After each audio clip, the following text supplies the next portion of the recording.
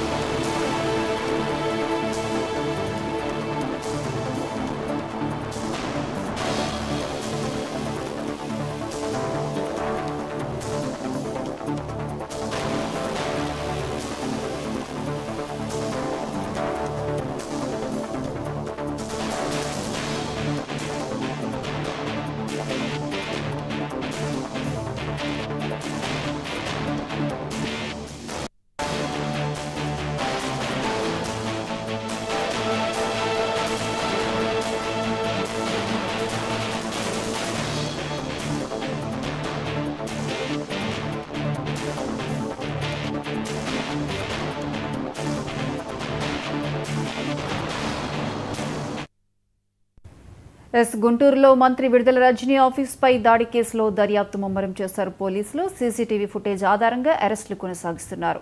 ఇక దీనికి సంబంధించి మరిన్ని అప్డేట్స్ మా ప్రతినిధి సువర్ణబాబు ఫోన్ లైన్ అందిస్తారు. సువర్ణబాబు, చెప్పండి.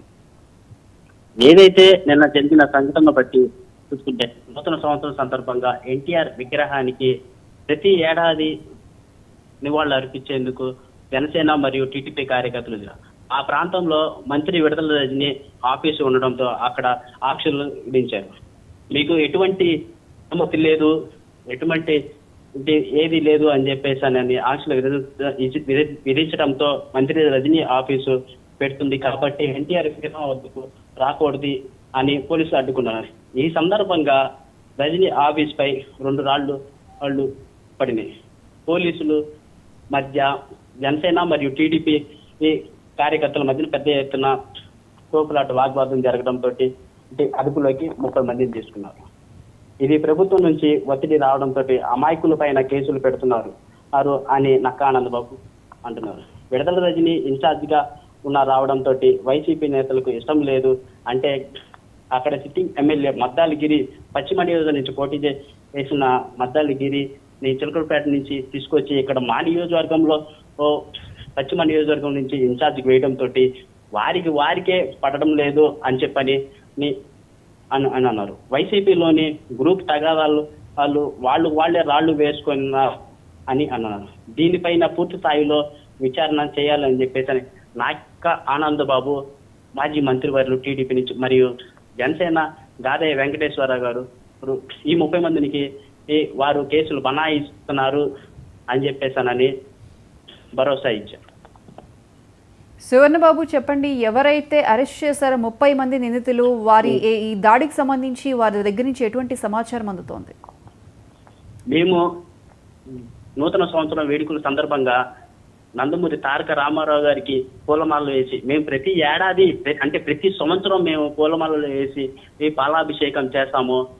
మా పని మేము చేసుకుంటుంటే మీకు పర్మిషన్ లేదు, మీకు ఎటువంటి రైట్స్ లేవు, ఈ రోజు రాకూడదు అంటే ఈ రోజు మంత్రి విడుదల రజనీ పశ్చిమ నియోజకవర్గం నుంచి ఈ పార్టీ కార్యాలయాన్ని రేపు అంటే జనవరి 1 అంటే ఈ రోజు పొద్దున్న 10 గంటలకి పార్టీ ఆఫీస్ ఓపెనింగ్ ఉంది, మీరు ఇక్కడ చేయకూడదు అని పోలీసులు అడ్డుకొనడంతో ఈ వాదన జరిగింది. మా పని మేము చేసుకొని పోతుంటున్నా కూడా వాళ్ళు పోలీసులు వచ్చి అడ్డుకున్నారు అని చెప్పని బాధితులు వ్యక్తం చేస్తున్నారు. పశ్చిమ నియోజకవర్గం నుంచి గెలిచిన మద్దాల గిరి వాళ్ళ అనుచరులు వాళ్ళే చేసి ఉంటారు, మేము ఏమి చేయలేదు, మేము మా పని మేము చేసుకుంటున్నాము, నూతన సంవత్సరం వేడుకల్లో మేము జరుపుకోకూడదా, ప్రతి ఏడాది మేము చేసుకుంటున్నాము అని వాళ్ళ బాధితులు ఆవేదన వ్యక్తం చేశారు. Right Suvan Babu, thank you.